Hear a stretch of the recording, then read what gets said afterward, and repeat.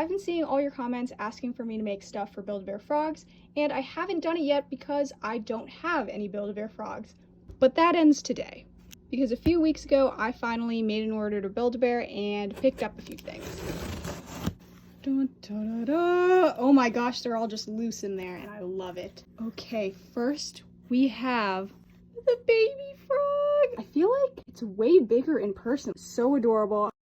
Oh my gosh, the frog is finally here. So here she is on my bed. I got new bed sheets and I also picked up some clothes. So the first one was this tie-dye romper.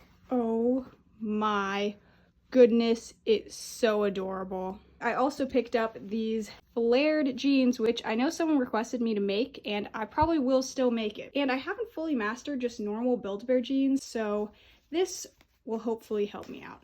Make sure to comment any name ideas and stay tuned for some frog stuff.